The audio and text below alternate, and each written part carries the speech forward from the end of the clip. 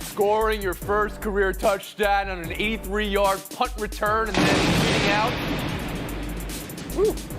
Did Deontay Spencer just come up with a new trademark? Or did he break a commandment? Say hello, panel. Hello, panel. Let's go. I mean, it's a strategically placed lightning bolt. It really is.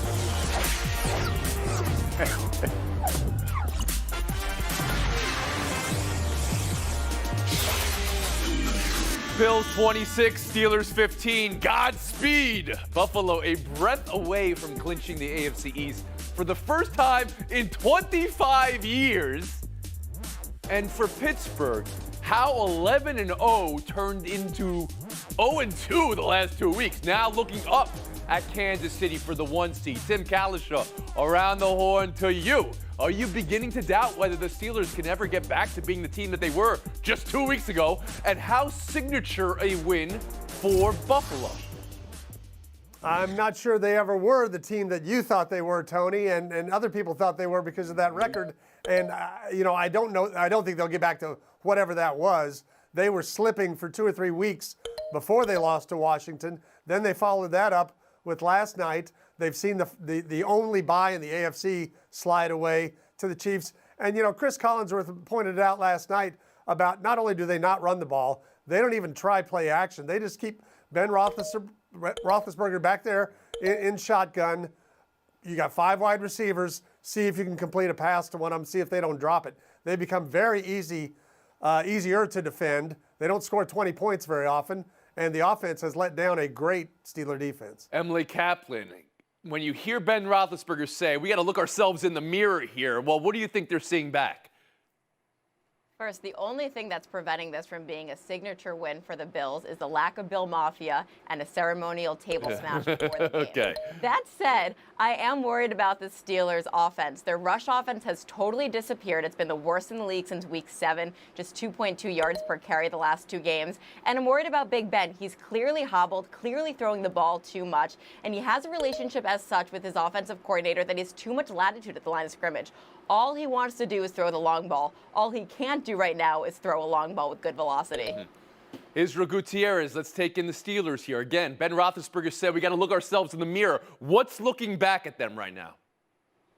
Well, I was actually thinking about what the other quarterback said, Josh Allen, when he talked about at halftime being within a couple of points or leading by a couple of points and realizing, oh, there's nothing to be intimidated by here. And with the Steelers, the only thing there really was to be intimidated by was their record. Because, as Tim mentioned, they don't run the ball. They're not very tough on that side of the ball, right? And if you watch, and they talked about it in the early part of the game yesterday, how quickly Ben is getting the ball out when he is back there. And that, it felt like Buffalo knew that. It felt like they knew the short passing game was coming. You saw that first pick 6 was on a little short crossing pattern. And there's no intimidation factor there. There's no real style that says that's how the Steelers are going to beat us. You take away the running game, you take away the short passing game, then what do you have there? So I do think there's something missing there from the Steelers, and I don't think they can ever recover that 11-0 energy.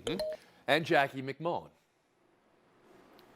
Absolutely. When you talk about the running game, they take away the running game. I don't even know if they have to take it away because they're not even trying to run the ball. And, you have to wonder about James Conner.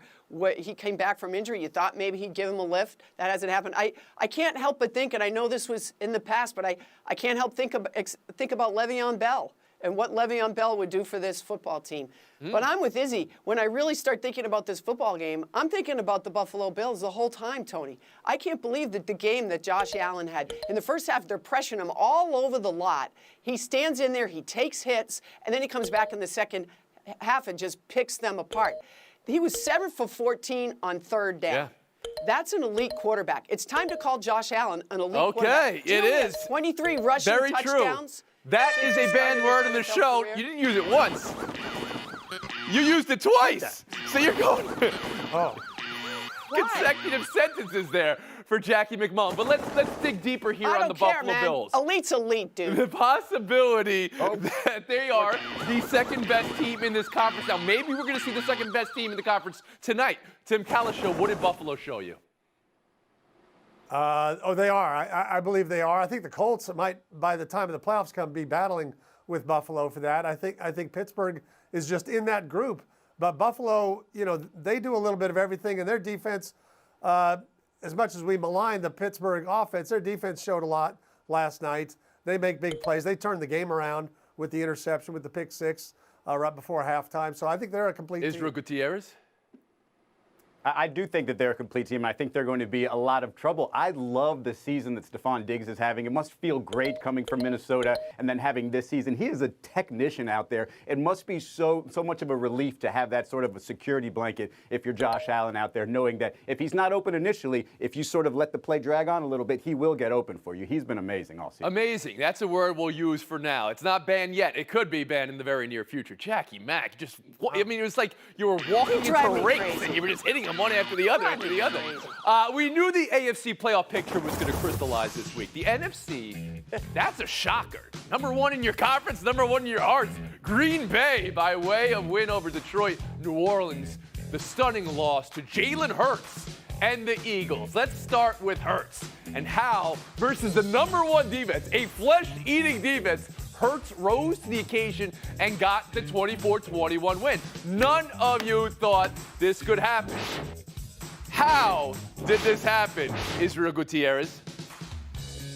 You're right. I definitely didn't think this could happen. But if it was going to happen, it was going to be sort of this element of surprise. And even though the Saints is a great front seven, obviously a great defense, and they practice against a mobile quarterback, you can't really anticipate having a guy run for 100 yards against you, right? And you had Miles Sanders out there taking 8 yards every carry out there. So obviously there was something going really well with that Philly offensive line, and it was very confusing with the Saints defense there. But in terms of Jalen Hurts, he is just a lot more decisive. He knows he has those legs as weapons as opposed to Carson Wentz, who was always sort of just a last-ditch effort there. And if you just look at the yards per play, 6.3 with Hurts out there, 4.8 with Wentz out there. That's a huge difference. That's a difference between the Chiefs and I believe the Browns in terms of yards per play. It is vast difference, but I don't know if it's just, hey, teams are never going to figure out Jalen Hurts. I think they eventually will. This just came as a shocker because it was against that defense. Emily Kaplan, what did you see?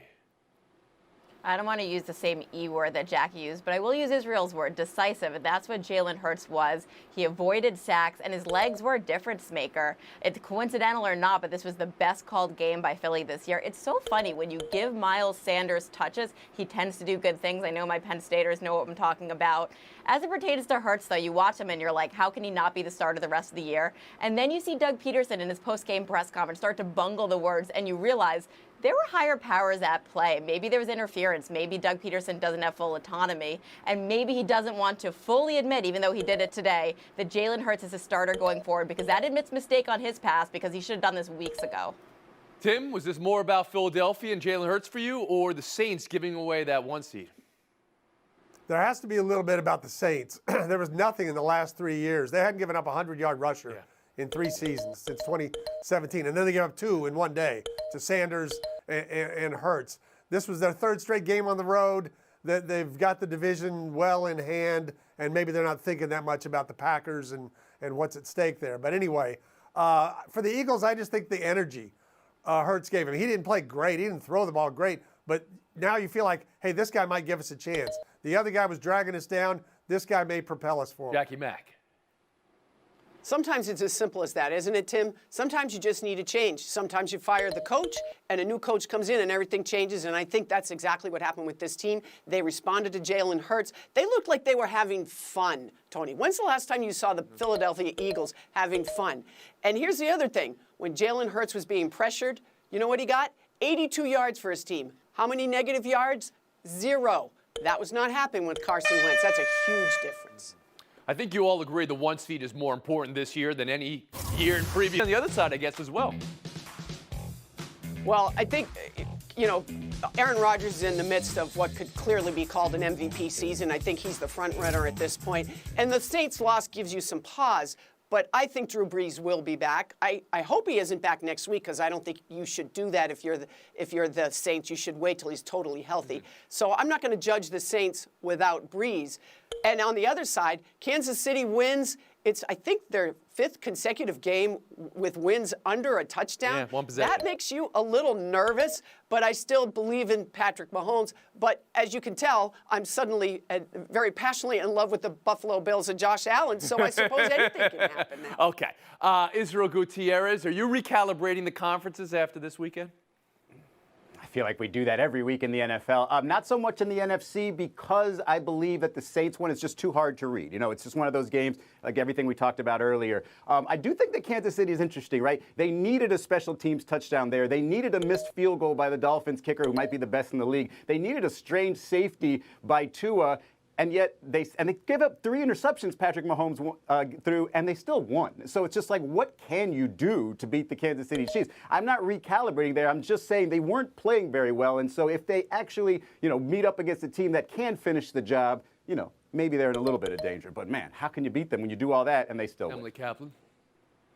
Yeah, Chiefs had one bad quarter. They're still the best team in the AFC. As for the NFC, I just want to say one thing about the Green Bay Packers. I live in NFC North Country. I know the way everybody else views Green Bay. They think they're the team that gets all the calls. They had 12 penalties against the Lions on Sunday. They weren't getting all the calls, and they still found a way to win. That's impressive. Tim Kalishaw. You mean when they beat the Colts in '66 and that field goal was no good? You're right. They got that's ridiculous. Going on for 54 years. Some of us remember that playoff game or whatever that game was with Tom Maddie playing quarterback. But having said all that, the only recalibration you got to do in the NFC, if the Saints have the top seed, they don't have fans, or they don't have many fans, so they don't have that advantage. But Green Bay has 0-degree weather. That's a difficult thing to go play playoff games. If you're Tampa Bay, if you're the Rams, if you're New Orleans, that's a big deal if Green Bay gets to be All right, so then you're in favor of the Cheeseheads, even though what you just said about that call against Baltimore. Ooh, yeah, people are talking about that today. They really are. Way of Taking a break, buyers. Till next, we'll talk about the NFC East. And to that, I say, Godspeed. Godspeed. Oh, man. The odoriferous doing with this division. This whole division is on fire, Tony. They're streaking toward the playoffs. It's going to be a great race. No, seriously, Washington's ahead. But keep in mind this, Philadelphia winning yesterday, game and a half behind Washington, but they play Washington in the last game. So they can make up a game right there. I think the Eagles are actually right behind Philadelphia, right behind Washington. Emily Kaplan. I think it's Washington's division to lose, but that's just because of their defense and Ron Rivera. Their offense sucks, and that's going to prevent them from getting any further. And if Alex Smith gets injured, and he was injured for part of yesterday, they're really screwed. You can't trust Dwayne Haskins. Coaching staff didn't lose. They lost trust with him early. And if you hear them glowing about him later in the year, that's just trying to drive up his trade value, which is 0 right now. Tell us how you really feel, Emily. That was very direct. Israel Gutierrez in the NFC East. I mean, you could just say that about the entire division, but yeah, that offense is definitely bad. But fortunately, the other side of the ball is sustainable. That front four, that front defensive line has been playing great lately. And you look at the rest of the division and say, hey, what's great about any of those elements? Washington might have the strongest unit there in that front seven. Jackie McMullen. Emily, man, that was something else. I will tell you this. The Washington football team is 4-1 when Alex Smith is their quarterback, 2-6 without. So Alex Smith is probably going to play next week. And we keep talking about Chase Young, as we should, because he's just phenomenal. But that front four, Tony, they average 23 years old. Sweat and Darren Payne and Jonathan Allen. And that's an elite line that's going to be around, defensive line that's going to be around for a long, long Sweat, Payne, and Young. It's an incredible name, like you're naming a band. Sweat, Payne, and Young. I know you guys always say no one play decides a game. How about one shoe? Does one shoe decide a game? Dan Mullen said he didn't think there was any intent to taunt from Marco Wilson, and that it was a football move. Quote, a football move, end quote. LSU 37, Florida 34. Israel, our resident Gator. Did the football move, shoe throw, decide this game? I thought I couldn't find anything dumber about that play or about this game other than that shoe throw until I heard Dan Mullen's response. Man, it is such an easy, teachable moment. I understand you don't want to bury the guy, but giving him an excuse for that, it cost you the game. You've done everything you needed to do. 4th down, they were going to punt. You were getting the ball back. Did you think that the refs wouldn't see it because of the fog? It was embarrassing. It was terrible. Goodbye, Gators. See you next year. Look, when Israel gets really emotional and animated, I mean, that you were full grandma, Italian grandma there. That was amazing. Jackie McMullen, how about you? Yeah, this was not a football move. This was a boothead move like I've never seen in my life. And I do feel badly for Marco Wilson. Maybe I'm the only one. I know it was a spur-of-the-moment decision, obviously a very bad one. But he's still a kid who acted in the heat of the moment. And I feel badly for him because I think he's going to be hearing about this for a long time to come, especially guys like Israel and our producer, Aaron Solomon. Tim Kalishaw. It is an unfortunate move. My favorite thing is Marco Wilson, after he does it, he literally tries to hide behind his teammates. I saw that too. Bigger gators standing there, and he's like getting behind him from the ref, like maybe if they don't see me, they won't call me for it. Emily Kaplan. I love listening to Dan Mullen after the game because he sounds like the only person personally affected by this pandemic. He was also salty that his team's not going to make the playoffs and teams that played less football. Well, yes, Dan, that's it. Go wear your mask. Buy or sell 3. There are betting odds on Cleveland baseball's new nickname, and Spiders getting a lot of love. That goes back 133 years. The New York Times report that a change is coming after years of protests from fans and Native American groups, and they're moving away from a moniker that has long been criticized as racist. Cites 3 people familiar with the decision. The team did make a statement today saying they will keep the nickname for this year. Emily, how do you consider the name change? How do you consider that? And you have a vote for a new name? I like the Spiders are finding a way to honor Larry Doby. As for the name change, I feel like the Chiefs, the Braves, the Blackhawks, they're now on the clock. And as it comes to the Blackhawks, I don't think they're going to change their name until they get pressure from either a league or a sponsor. And it was interesting when the NHL and Adidas put out a video for the jersey reveals and their retro jerseys earlier in the year. They did everything possible not to show the front of the jersey. It was conspicuous and it could have been telling. Israel Gutierrez? This nickname doesn't deserve a farewell tour. How do you not have a backup plan or a plan of any sort? At least Washington just went with Washington football team, and now that they're, atop that division, it doesn't look so bad. Just do anything. You're not going to be able to get through the full year with Indians again and not have people, yelling at you about it. Jackie McMullen? If you really believe you're doing the right thing, then do the right thing. And do it immediately. This boggles my mind. You might as well have not even bothered. And this should have been done, by the way, 20 years ago, because that's how long we've been talking about it. As for a new nickname, the most poisonous snake in the state of Ohio, Tony, do you know what it is? It's the northern copperhead. So call them the Cleveland Copperheads. Let them be venomous, because the way they're handling this right now is pretty poisonous, okay? Mm-hmm. And Tim Kalishaw. The Cleveland Browns are named after a person. What is wrong with naming the Cleveland baseball team after its greatest pitcher from the last team to win the World Series? The Goodfellas, Tony. I know you're with me on this. The Cleveland Goodfellas. Let's go. I had no idea, but I'm in love with that. Apparently, there's trademark issues with somebody having squatted potentially on Cleveland baseball team and on the Spiders. But if that's the case, hey, pay up. I mean, as Israel and Jackie said, if you made the decision to change the name, you don't just sit around for a year after deciding, oh, it's racist. Emily, Jackie, thanks for your thoughts today. Israel and Tim showdown in 2 minutes. Kalishaw, Gutierrez, good luck in showdown. Most meaningful preseason debut. LaMelo Ball was showtime. Kevin Durant and Steph Curry made it without getting hurt. And there were some new look Rockets to some rave reviews. Tim Kalishaw, most meaningful preseason debut. I'm going to go with those Rockets, showing there will be life without James Harden if it goes that way. John Wall looking fast. DeMarcus Cousins looking healthy. These guys can play with or without Harden. You have no idea if there will be life with or without Harden in that team. I'd say it's the Warriors. I say it's Steph Curry. Even without Klay Thompson there, you feel like they can be a playoff team as long as that guy stays healthy. That was the most important thing I saw this weekend in the NBA. There are times when a line is delivered and it takes a few minutes to settle in.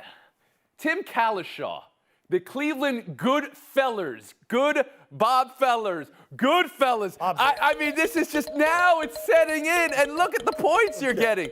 Okay. One guy's going one way, one guy's going the other way, and Kalishaw's like, hey, what do you want from me? 30 seconds of FaceTime. The delay reaction, it happens. Today's the 100th anniversary of the death of George Gipp, immortalized in Hollywood with the win one for the Gipper speech as a clean-cut All-American player. In reality, he was All-American on the field. He was not clean-cut. He lived in a hotel downtown. He gambled and drank and smoked all night. He never hardly ever went to class. He never finished high school. Technically, he never showed up for his draft notice, so he was a draft dodger, if you want to call him that. Whoa. Not to rain on his parade, but the original entitled athlete. That's really what he set the stage for 100 years ago. Thunderstorm on the parade. I got nothing. We'll see you tomorrow.